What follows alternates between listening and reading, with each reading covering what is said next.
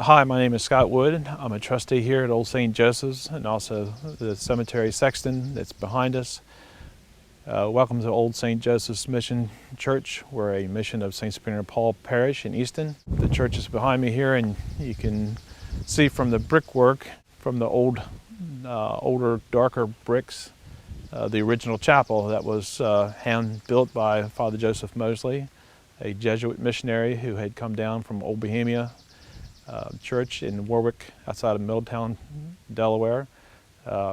He established this parish in 1765 and actually built the original chapel, which is the center section of the church behind me, in about 1782. The original chapel was the darker colored brick. You can see that from the mortar joints where the original chapel was, although the stained glass windows were not added until many years later. The original chapel was built to look like a colonial farmhouse to blend in with the countryside, because at the time Catholics were not allowed to have a place of worship or to celebrate Mass in a public worship space. So the original chapel just looked like a colonial farmhouse. If you remove the stained glass windows and put double hung 6-pane over 6-pane windows in there, it would, with a chimney on each end, it would definitely look like a colonial farmhouse and blended in very well with the countryside. As a matter of fact, some of our visiting priests still have a hard time finding it, so I guess he did a good job 250 years later. So if you like, we can go in and tour the inside. Well, we're inside St. Joseph's Church, and right here you'll see a plaque dedicated to Father Joseph Mosley, the Jesuit missionary who started and founded St. Joseph's.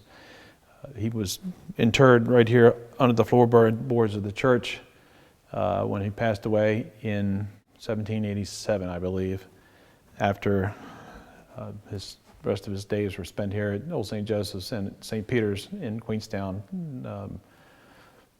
after founding both churches. He, unfortunately, is interred under the floorboards of what's now the choir loft and confessional, but originally this was the sanctuary of the original chapel. If you can imagine these stained glass windows not being stained glass, but being, again, double hung 6-pane over 6-pane windows, and a chimney on each end, and just a regular pitched roof and not the arched ceiling, you would be standing in what would look like a typical colonial farmhouse in 1760, 1770, 1780, which was obviously meant to look like a farmhouse because of the persecution that Catholics suffered in those days. A Roman Catholic priest was not allowed to say Mass in a public facility. They were not allowed to have a Catholic church in those days. The penalty for a priest being caught saying Mass in public was to be arrested and hung, drawn, and quartered. So it was a kind of a rough ending for any Roman Catholic priest, and the guys think they have it rough now. They have no idea. Father Mosley actually was arrested once, but he was arrested outside of the sheriff's jurisdiction, so he was allowed to go back and be let loose, and nothing never amounted to it after that, luckily for him. But that wasn't the case for so many other priests in those days, particularly in England, but it followed through here as well.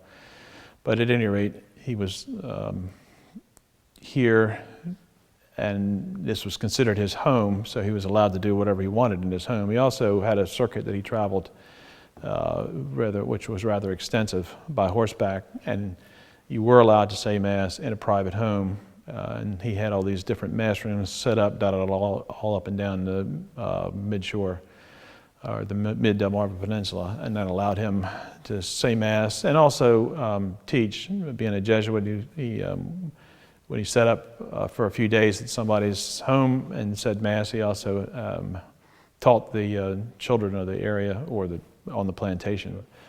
So now I'm standing in the sanctuary of the expanded area of the church, the cloverleaf asp that was added in 1900 by Father William Temple. It was completed in 1903, and the pews that you see here, the large altar, the statuary, the altar rail was all added when it was finished in 1903, and it's all original as far as we know. The small altar was added after Vatican II. The large altar stayed, although it was cut down a little bit to make room for the small altar and pushed back tighter against the wall, so there would be more room for the celebrant to say Mass. And one of the steps was removed, so it wouldn't be quite so high. I guess they were trying to get the new Vatican II look to work for them and keep the history alive as well. The church had no electric until the mid-60s. We had no central heat until the early 70s. We had, as a child, I remember the old oil stoves. There was two in here, one right behind the camera and one right there to the left of the statue of St. Teresa. And they knocked the chill off, but that was about it. You didn't unbutton your coat. It was pretty chilly in here in the dead of winter. So we're standing in what's still the working sacristy of Old St. Joseph's. This is what would have been the back wall of the original chapel, the working sacristy being at the back of the church. Or in those days would have been in the front of the church.